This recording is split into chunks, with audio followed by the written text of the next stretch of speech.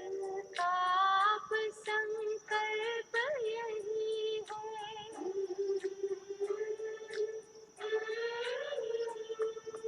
दिल का आप संकल्प यही है, बाबा तुम सा बनना ही है,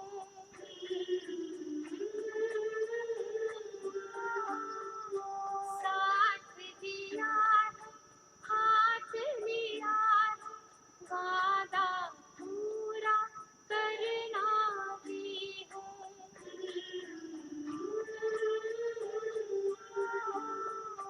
दिल का आप संकल्प यही है, बाबा तुम सा बनना ही है, साथ दिया है, हाथ लिया है, वादा पूरा करना ही है।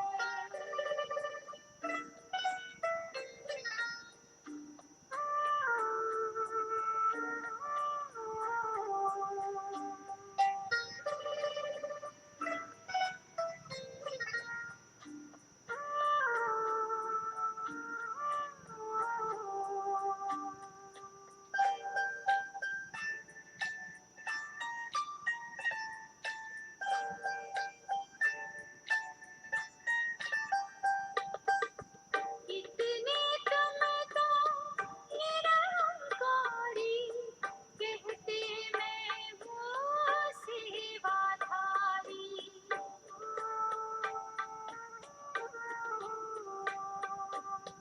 इतने तुम तो निरहंकारी, कहते मैं वो सेवाधारी, ऐसे प्यार के सागर से जीवन गागर भरना ही है, दिल का अब संकल्प यही है,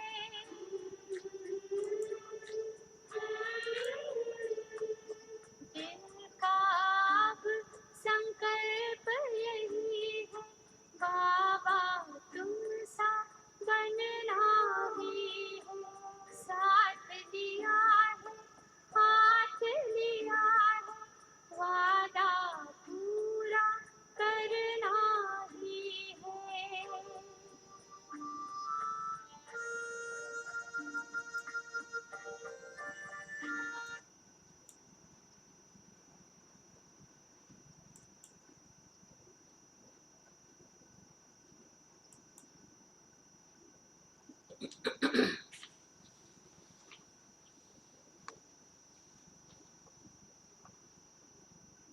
ओम शांति। 31 तारीख की मुरली है। मीठे बच्चे, यह दुनिया कब्रिस्तान होने वाली है। यह दुनिया कब्रिस्तान होने वाली है, इसीलिए इससे दिल नहीं लगाओ।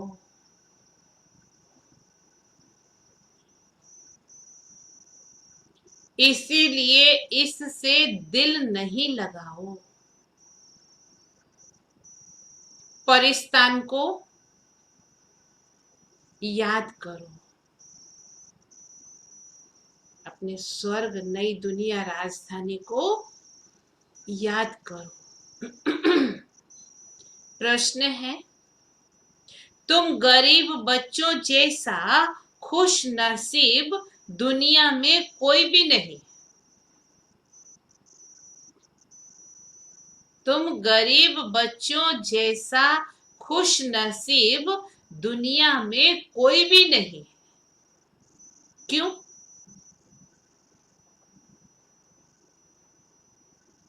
भले कोई कितना भी शाहूकार है, लेकिन हमारे जैसा खुश नसीब कोई भी नहीं, क्योंकि तुम बच्चे ही डायरेक्ट उस बाप के बने हो। डायरेक्ट उस बाप के बने हैं। किस बाप के? जिससे सदगति का वर्षा मिलता है, जिससे सदगति का वर्षा मिलता है। गरीब बच्चे ही पढ़ते हैं,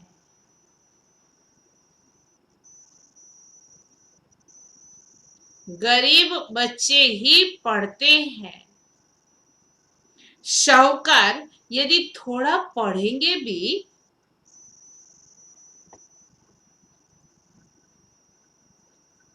शाहूकार यदि थोड़ा पढ़ेंगे भी तो उन्हें बाप की याद मुश्किल से रहेगी। उनको अपना व्यापार, ये सब पैसे का कारोबार, वही बुद्धि में बार बार याद आता रहेगा ना। इसलिए कहा उन्हें याद, बाप की याद मुश्किल से रहेगी।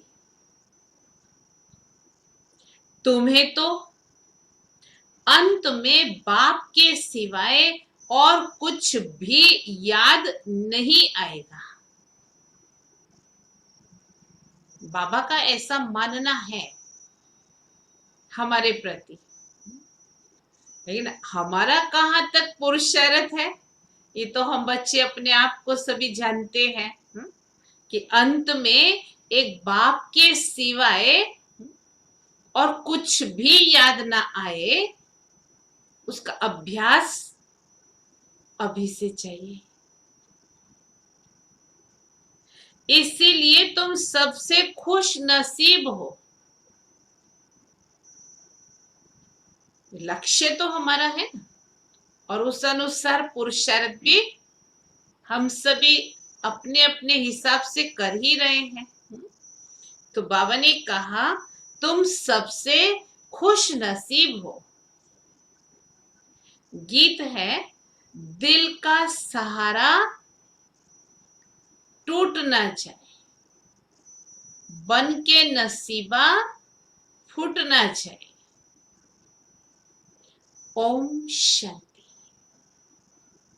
बच्चों प्रति बाप समझा रहे हैं और बच्चे समझ रहे हैं कि बरोबर ये जमाना, ना ये दुनिया अब कब्रिस्तान बनने वाली है। पहले ये जमाना परिस्तान था, अब पुराना हो गया है, इसीलिए इनको कब्रिस्तान कहते हैं। सबको कब्र दाखिल होना है। पुरानी चीज कब्र दाखिल होती है, अर्थात मिट्टी में मिल जाती है। ये भी सिर्फ तुम बच्चे ही जानते हो। पुरानी दुनिया के लोग नहीं जानते हैं। कुछ विलायत वालों को मालूम होता है कि कब्र दाखिल होने का समय दिखता है। तुम बच्चे भी जानते हो कि परिस्तान स्थापन करने वाला हमारा बाबा फिर से आया हुआ है।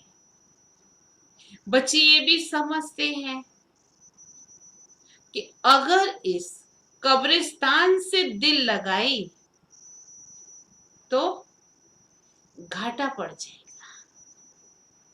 क्या समझते हैं? अगर इस कब्रिस्तान से दिल लगाई तो घाटा पड़ जाएगा। अभी तुम बेहद के बाप से बेहद सुख का वर्षा ले रहे हो। सो भी कल्प पहले मुआफिक पहले भी लिया था। ये तुम बच्चों की बुद्धि में हर कदम रहना चाहिए। क्या? कि हम बाबा से कल्प पहले मुआफिक स्वर्ग के सुखों का वर्षा ले रहे हैं। ये बुद्धि में स्मृति रहे तो बाबा ने का ये भी मन मना भाव है। वर्षा देने वाला भी बुद्धि में याद रहेगा ना। बाप की याद में रहने से ही परिस्तानी बनेंगे। भारत परिस्तान था और खंड परिस और खंड परिस्तान नहीं बनते हैं। ये है माया रावण का पंप। ये थोड़ा समय चलने वाला है। ये है झूठा शो, झूठी माया, झूठी काया है ना। ये पिछाड़ी का भभका है। इनको देखकर समझते हैं स्वर्ग तो अभी है। इतने साइंस की जो इन्वेंशन निकली है, धन वैभव, इतना सब दुनिया में चकाचौंध जो है, उसी को देख करके समझते हैं कि स्वर्ग तो अभी है, पहले नर्क था। बड़े बड़े मकान बनाते रहते हैं। ये 100 वर्ष का शो है लगभग। बाबा कहते 100 वर्ष के अंदर अंदर का ही सारी ये सब इन्वेंशन है। टेलीफोन, बिजली, एरोप्लेन आदि ये सब 100 वर्ष के अंदर बनते हैं। कितना शो है, इसीलिए समझते हैं स्वर्ग तो अभी है। दिल्ली पुरानी क्या थी, अभी नई दिल्ली कैसी अच्छी बनी है। नाम ही रखा है न्यू दिल्ली। अभी तो और भी वहां पर जो पुल बनाते हैं ना, तो पुल के नीचे के जो पिलर होते हैं क्या डेकोरेटेड किए हुए हैं। रात को निकलो तो लगता है वहां दिवाली है। बापूजी चाहते थे नई दुनिया, राम राज्य हो, परिस्तान हो। ये टेम्परेरी पंप है। कितने बड़े बड़े मकान, फाउंटेन आदि बनाते हैं। इनको आर्टिफिशियल स्वर्ग कहा जाता है, अल्पकाल के लिए। तुम जानते हो इनका नाम कोई स्वर्ग नहीं है, इनका नाम नर्क है। नर्क का भी एक शो है। ये है अल्पकाल का शो। ये अभी गया की गया। नर्क में जो अल्पकाल का शो है, बाबा ने कहा ये भी गया की गया। अब बाप बच्चों को कहते हैं, एक तो शांति धाम को याद करो। सब मनुष्य मात्र शांति को ढूंढते हैं। कहाँ से मिलेगी शांति? अब ये सवाल तो सारी दुनिया का है कि दुनिया में शांति कैसे हो। मनुष्य को ये पता नहीं कि हम सब वास्तव में शांति धाम के रहने वाले हैं। हम आत्माएं शांति धाम में रहती हैं, फिर यहां आती हैं पार्ट बजाने। सो भी तुम बच्चों को मालूम है, अभी तुम पुरुषार्थ कर रहे हो सुख धाम में जाने वाया शांति धाम।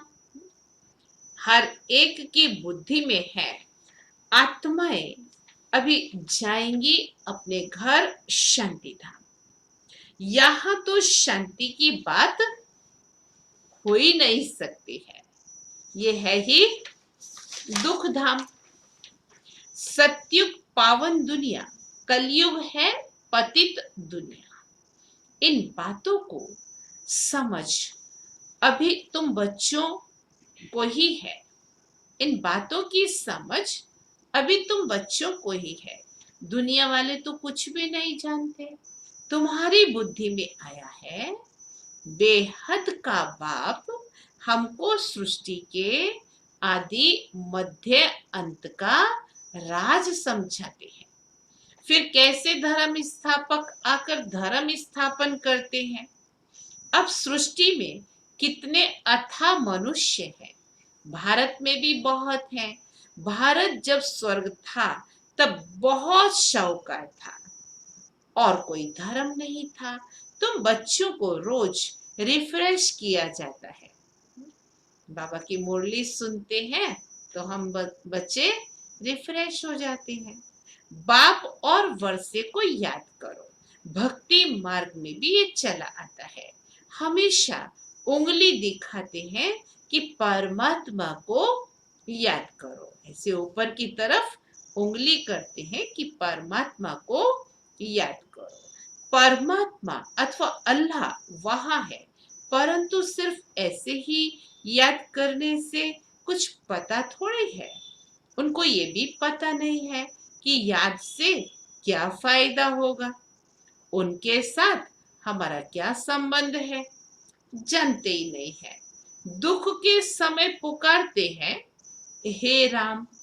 आत्मा याद करती है, परंतु उनको ये पता नहीं है कि सुख शांति किसको कहा जाता है।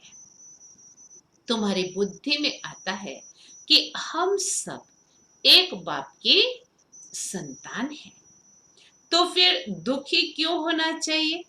बेहद के बाप से सदा सुख का वर्षा मिलना चाहिए। ये भी चित्र में क्लियर है। भगवान है ही स्वर्ग की स्थापना करने वाला। हेवनली गॉडफादर वो आते भी भारत में हैं, परंतु ये कोई समझते नहीं है। देवी देवता धर्म की स्थापना जरूर संगम पर ही होगी, सतयुग में कैसे होंगी। परंतु ये बातें दूसरे धर्म वाले नहीं जानते हैं। ये तो बाप ही नॉलेजफुल है, समझाते हैं। आदि सनातन देवी देवता धर्म की स्थापना कैसे हुई। सतयुग की आयु लाखों वर्ष कहने से बहुत दूर कर देते हैं। तुम बच्चों को चित्रों पर भी समझाना है। भारत में इन लक्ष्मी नारायण का राज्य था।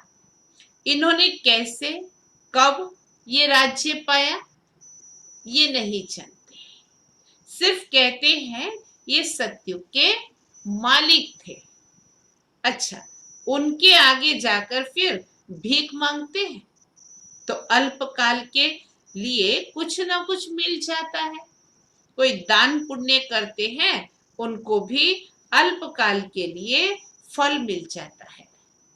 गरीब पंचायत के मुखी को भी इतनी ही खुशी रहती है जितनी साहूकार मुखी को रहती है। सरपंच होते हैं ना, उसको मुखी बोलते हैं। गरीब भी अपने को सुखी समझते हैं। बॉम्बे में देखो गरीब लोग कैसे कैसे स्थानों पर रहते हैं। तुम बच्चे अभी समझते हो, भल करोड़पति है परंतु कितने दुखी हैं। तुम कहेंगे हमारे जैसा खुश नसीब और कोई नहीं। सारा दिन बार बार बुद्धि में ये याद रखना कि हमारे जैसा खुश नसीब और कोई नहीं है। हम डायरेक्ट बाप के बने हैं, जिससे सदगति का वर्षा मिलता है। बड़े बड़े आदमी कभी भी ऊंच पद पा ना सके। बड़े आदमी माना पैसे से, पोस्ट पोजीशन से, क्योंकि वो अपनी गड़मथल में रहते हैं। जो गरीब हैं वो शाहूकार बन जाते हैं। पढ़ते तुम हो, वो तो अनपढ़ है। दुनिया का भले कितना भी कुछ पढ़ा होगा, लेकिन आत्मा और परमात्मा के बारे में नहीं जाना तो जैसे अनपढ़ है। करके थोड़ा पढ़ेंगे भी, बाप की याद में रह नहीं सकते। अंत में तुमको सिवाय बाप के और कुछ भी याद नहीं रहना है। जानते हो ये सब कब्रिस्तान होना है। बुद्धि में रहना चाहिए। ये जो हम धंधा आदि करते हैं थोड़े समय के लिए। धनवान लोग धर्मशालाएं आदि बनाते हैं, वह कोई धंधे के लिए नहीं बनाते हैं। जहां तीर्थ वहां धर्मशालाएं नहीं हो तो कहाँ रहे। इसीलिए शाहूकार लोग धर्मशालाएं बनाते हैं। बहुत नॉमिनल रेट पर वहां पर रहने को मिलता है। ऐसे नहीं कि व्यापारी लोग आकर व्यापार करें। धर्मशाला तीर्थ स्थानों पर बनाई जाती है। अब तुम्हारा सेंटर बड़े ते बड़ा तीर्थ है। तुम्हारे सेंटर्स जहां जहां हैं वे बड़े से बड़े तीर्थ है, जहां से मनुष्य को सुख शांति मिलती है। तुम्हारी ये गीता पाठशाला बड़ी है, ये सोर्स ऑफ इनकम है, इससे तुम्हारी बहुत आमदनी होती है। कितना बाबा हम बच्चों को ज्ञान धन हर रोज देते रहते हैं।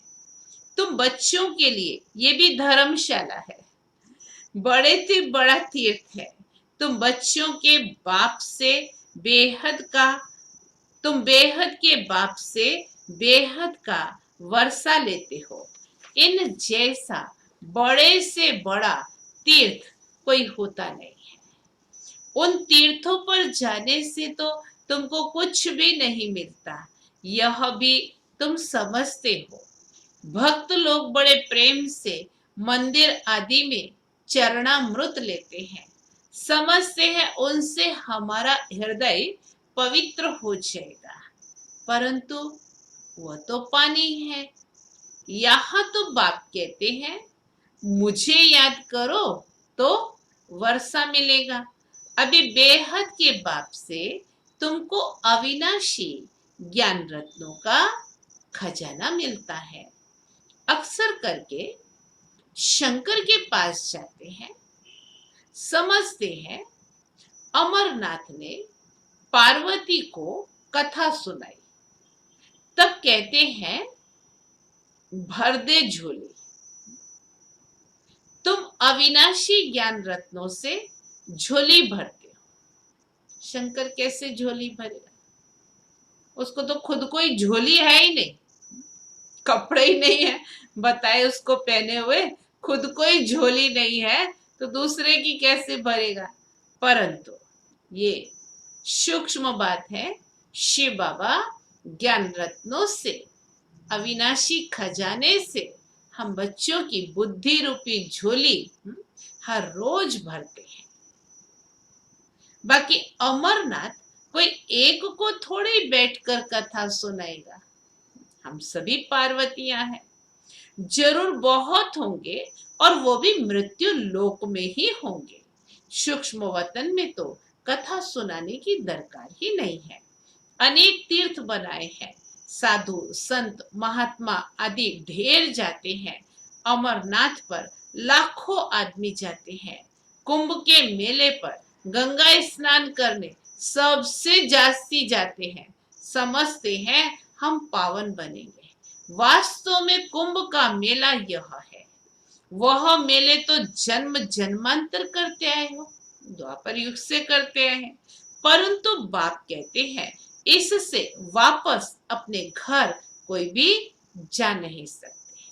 पावन नहीं बन सकते तो वापस भी नहीं जा सकते, क्योंकि जब आत्मा पवित्र बने तब जा सके। परंतु पवित्र होने के कारण अपवित्र होने के कारण सबके पंख टूटे हुए हैं।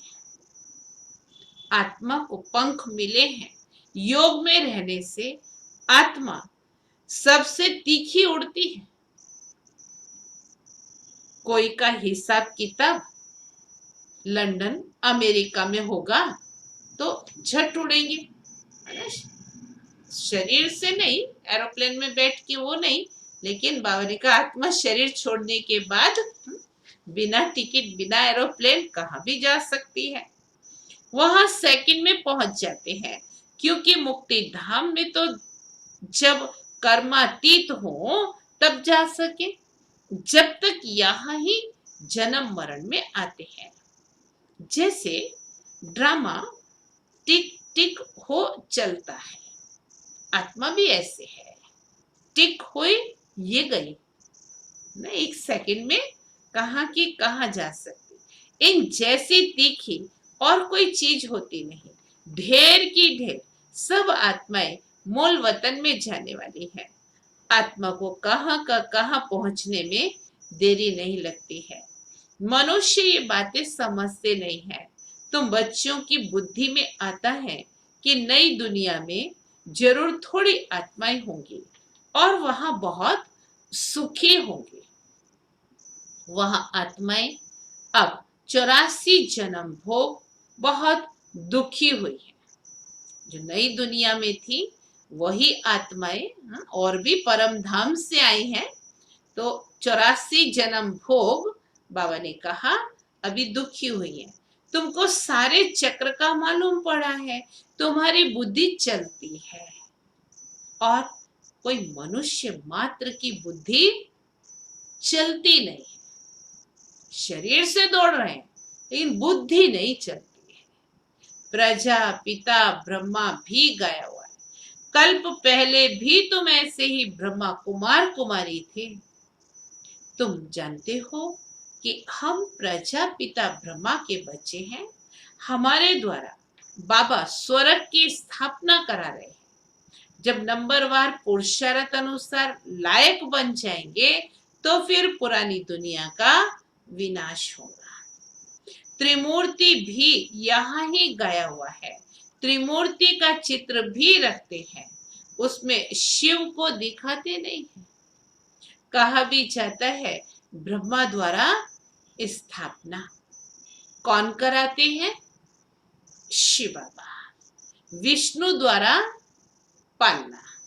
तुम ब्राह्मण अभी लायक बन रहे हो देवता बनने के लिए। अभी तुम वो पार्ट बजा रहे हो, कल्प के बाद फिर बजाएंगे। तुम पवित्र बनते हो, कहते हो बाबा का फरमान है काम रूपी शत्रु को जीतो। मामेकम याद करो, बहुत सहज है। भक्ति में तुम बच्चों ने बहुत दुख देखे हैं, करके थोड़ा सुख है तो भी अल्पकाल के लिए। किसी के पास धन दौलत ज्यादा है तो थोड़ा धन का सुख है, लेकिन फिर भी अनेक प्रकार के दुख तो लगे हुए हैं, इसलिए कहा अल्पकाल के लिए। भक्ति में साक्षात्कार होता है सो भी अल्पकाल के लिए। तुम्हारी आश पूरी होती है, ये साक्षात्कार होता है, वो भी मैं कराता हूँ। ड्रामा में नोंद है, जो पास्ट हुआ second by second drama shoot किया हुआ है। ऐसे नहीं कहते अब शूट हुआ है, नहीं, ये तो अनादि ड्रामा बना हुआ है। जितने भी एक्टर्स हैं सबका पार्ट अविनाशी है। मोक्ष को कोई पाते नहीं है। सन्यासी लोग कहते हैं हम ब्रह्म में लीन हो जाते हैं। बाप समझाते हैं तुम तो अविनाशी आत्मा हो। आत्मा बिंदी है, इतनी छोटी सी बिंदी में 84 जन्मों का पार्ट नोंधा हुआ है। ये चक्र चलता ही रहता है। जो पहले पहले पार्ट बजाने आते हैं वही 84 जन्म लेते हैं। सब तो ले ना सके, तुम्हारे सिवाय और कोई की बुद्धि में ये नॉलेज नहीं है। ज्ञान का सागर एक ही बाप है। तुम जानते हो हम बाप से वर्षा ले रहे हैं। बाप हमको पतित से पावन बनाते हैं। आयुष्मान भव, धनवान भव, निवृत्ति मार्ग वाले ऐसी आशीर्वाद दे ना सके। तुम बच्चों को बाप से वर्षा मिल रहा है। सत्युग त्रेता है सुख धाम, फिर दुख कैसे होता है ये भी कोई जानते नहीं है। देवताएं वाम मार्ग में कैसे जाते हैं वो निशानियां हैं। जगन्नाथपुरी में देवताओं के चित्र ताज आदि पहने हुए दिखाते हैं, फिर गंदे चित्र भी बनाए हैं, इसीलिए उनकी मूर्ति भी काली रखी है। अश्लील चित्र बनाए हैं ना, जिससे सिद्ध होता है देवताएं वाम मार्ग में गए, और उसको कहते हैं ये आर्ट है। तो अंत में बिल्कुल काले बन पड़ते हैं। अभी तुम जानते हो भारत कितना सुंदर था, फिर सतो प्रधान बनना ही है। ड्रामा प्लान अनुसार अभी संगम पर तुमको ये नॉलेज है। बाप है नॉलेजफुल। तुम्हारा एक ही बाप टीचर गुरु तीनों है। ये सदैव बुद्धि में याद रहे, शिव बाबा हमको पढ़ाते हैं।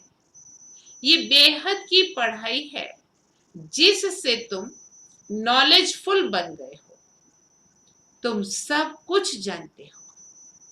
वो कहते हैं सर्वव्यापी है, तुम कहते हो वो तो पतित पावन है। कितना रात दिन का फर्क है। अभी तुम मास्टर नॉलेजफुल बने हो।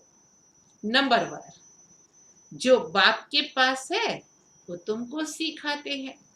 तुम भी सबको ये बताते हो कि बाप को याद करो तो 21 जन्मों के लिए वर्षा मिलेगा। अच्छा, मीठे मीठे सिक्के लदे बच्चों प्रति माता पिता बाप दादा का याद प्यार और गुड मॉर्निंग। रूहानी बाप की रूहानी बच्चों को नमस्ते। हम रूहानी बच्चों की रूहानी बाप को याद प्यार, गुड मॉर्निंग और नमस्ते। धारणा के लिए मुख्य सार है, पहली पॉइंट, स्वयं रिफ्रेश रहकर औरों को रिफ्रेश करने के लिए, स्वयं रिफ्रेश रहकर औरों को रिफ्रेश करने के लिए बाप और वर्षे की याद में रहना है। बाप और वर्षे की याद में रहना है और सबको याद दिलाना है। सबको याद दिलाना है। दूसरी पॉइंट, इस पुरानी दुनिया से, इस कब्रिस्तान से दिल नहीं लगाने। इस पुरानी दुनिया से, कब्रिस्तान से दिल नहीं लगाने हैं। शांति धाम, सुख धाम को याद करना है। शांति धाम, सुख धाम को याद करना है। स्वयं को देवता बनने के लायक बनाना है। स्वयं को देवता बनने के लायक बनाना है। वरदान, नशे और निशाने की स्मृति से, नशे और निशाने की स्मृति से सर्व कर्मेंद्रियों को ऑर्डर प्रमाण चलाने वाले, सर्व कर्मेंद्रियों को ऑर्डर प्रमाण चलाने वाले ताज व तख्त नशीन भव। ताज व तख्त नशीन भव।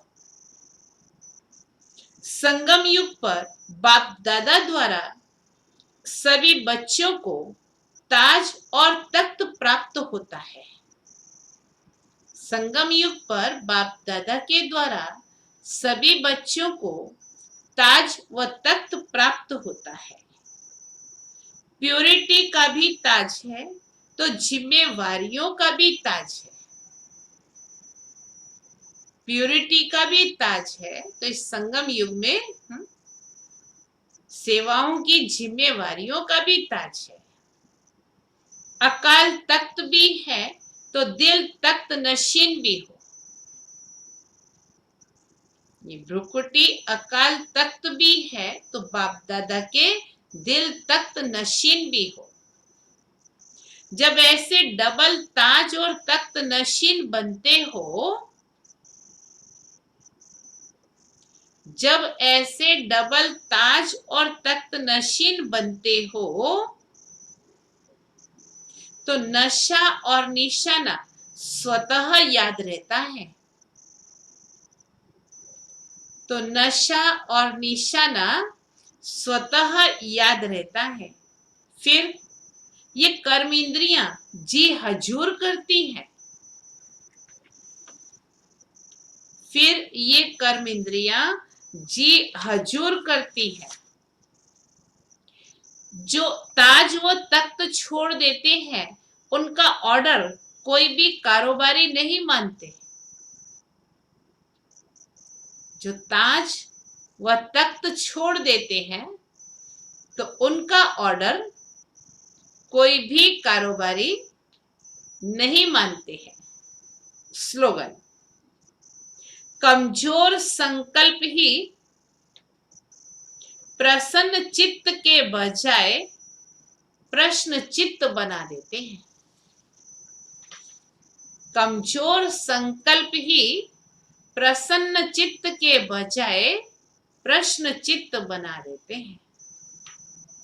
आज का सोमान है, मैं साइलेंस की शक्ति से संपन्न हूं। मैं साइलेंस की शक्ति से संपन्न हूं। योग बल द्वारा मनसा सेवा करने के लिए अपने मन, वचन, कर्म की पवित्रता से साइलेंस की शक्ति को बढ़ाओ। तब किसी भी आत्मा की वृत्ति, दृष्टि को परिवर्तन कर सकेंगे। स्थूल में कितनी भी दूर रहने वाली आत्मा हो, उनको सन्मुख का अनुभव करा सकते हो। संकल्प शक्ति, साइलेंस की शक्ति में इतनी ताकत है, उनको सन्मुख का अनुभव करा सकते हो। इसको ही योग बल कहा जाता है। अच्छा, ओम शांति। अभी हम सभी प्यारे बाबा की याद में बैठेंगे और ट्रैफिक कंट्रोल भी करेंगे।